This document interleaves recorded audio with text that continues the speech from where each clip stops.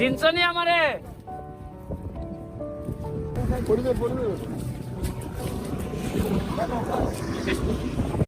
দিদি আসো গো, আসো, একটা কথা আছে, একটা মিষ্টি খাই যাবে। ঠিক আসো। ভোট দিছো, এটা সারা জীবন তোমরা গোলামি করলো, আমার শেষ হয় না। এটা আমি কইছিলাম কখনো তোমরা ছয়টা যেতাম না। তোমরা খালি এইটা কও যে জীবনে তো বহু এমপি দেখছো, কেউ আইছিল তোমাদের এইভাবে আসবো না, আমি হয়তো দাঁড়াইতাম না, কিন্তু তোমরা যে ঋণে আমারে ফেলছো দিয়া ভোট, আমার কাছে মনে হয় যে বাকি জীবন তোমাদের গোলামি করলো আমার। কারণ পুরা এতগুলা বাগানের মানুষ আমারে ভোট দিছে, হয়তো অনেকে তোমরা আমারে দেখো নাই, কিন্তু তাও আমার নামের উপর কথা শুনে তোমরা ভোট দিছো। হরতালের সময় ছিলাম, এই কারণে মানুষ এরা মন জয় করতে পারছি, এই জন্যই কইছে যে আচ্ছা না, ব্যারিস্টার ভালো লোক, এই জন্যই তো ভোট দিছে। আর এখন এটা আমার প্রমাণ করার সময় যে আসলে খালি ভোটের আগেই ভালো নাকি না ভোটের পরেও আমি ভালো। কারণ আমার তো আরো 5 বছর বাকি আছে, যদি আমি নির্বাচন না করি তার দরকার নাই আমার। আশা করছি আশীর্বাদ রাখো, আর কিচ্ছু চাই না, আশীর্বাদ রাখো যাতে মানুষে আমারে খারাপ না কয়। মানুষের টাকা যেন আমি না মারি, কথা বুঝছো রে দিদি? আচ্ছা শোনো, আমার তো আরো কাজ আছে, আমি আরো 2 প্যাকেট দিয়ে যাইগা। তোমরা একজন কে দায়িত্ব নিবে? 500 টাকা দিব, যে দায়িত্ব নিয়ে সবাই মিষ্টি খাওয়াবে, কেটাই খাওয়াবে কও? হ্যাঁ, এই যে দিদি নাও, এই দিদিরে 500 টাকা দাও, আর ওই মিষ্টির প্যাকেট দিয়ে যাও। আমি একদিন চা পাতার বড়টা খেতে দেখছি, হ্যাঁ ওই যে কি জানি চা পাতারে কি করে করে করে ডাল ডাল দিয়ে আমার একটু খাওয়াই দাও।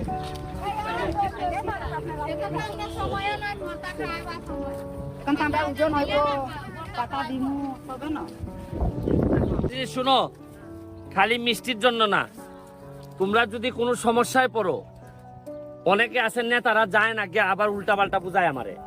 যখন নেতারা হয়ে গেলে, নেতাদের হয়ে গেলে না না কোনো অসুবিধা নেই, এইগুলা ঠিক চলছে সব। এবার আমার বাসায় থাকি, আমার বাসায় বইলা দেওয়া আছে যে চা বাগানে কোন শ্রমিক ভাই বোন যদি আসে, তারে কোনোভাবেই ফেরানো যাবে না।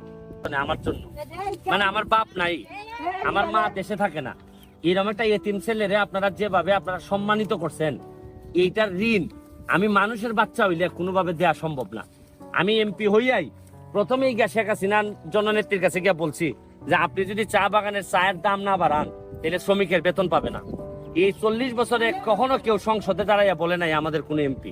আপনার ছেলে মেয়েরে জিগাইয়েন যে আমি চেষ্টা করে যাচ্ছি যাতে আপনাদের জীবন মান উন্নত। এই যে এখানে একটা কি বানাইছি দেখছেন আপনারা, ওই যাত্রী ছাউনি বানাইছি, বানাইয়া চা বাগানেরই একটা লোককে দিয়া কইছি তুমি এখান থেকে ইনকাম করবা, করে তোমার সংসার তুমি চালাইবা।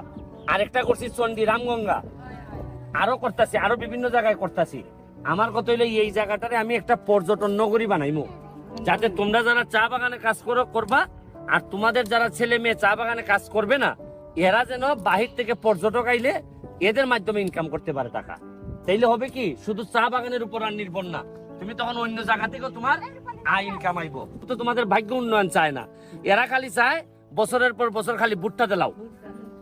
তুমি আমার 50 বছর, অনেকের বয়স আছে আমার থেকে বেশি, খালি সারা জীবন এরা ভুট্টাই নিয়ে গেছে, কিন্তু দেওয়ার মতো কি দিছে আমার এটা কও?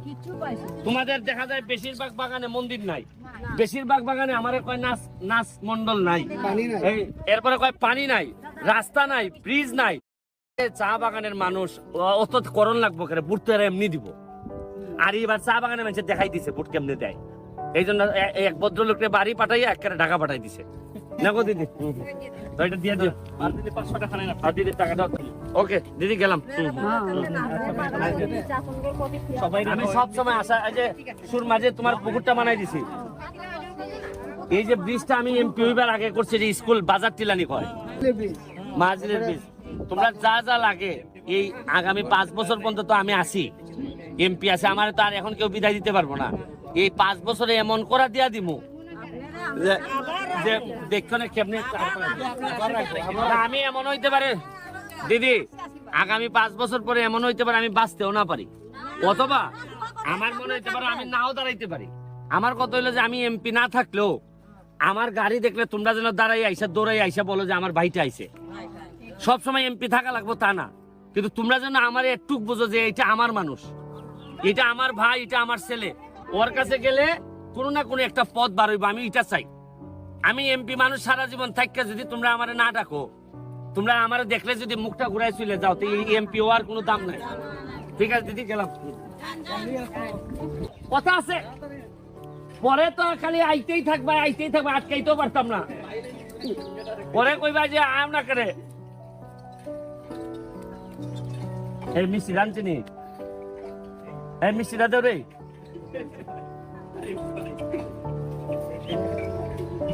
সামনে গিয়ে অসুবিধা নেই, এটা বুঝছে না।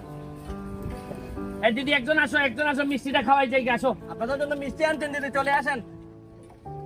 কোন জায়গায়? ছায়ের জায়গা।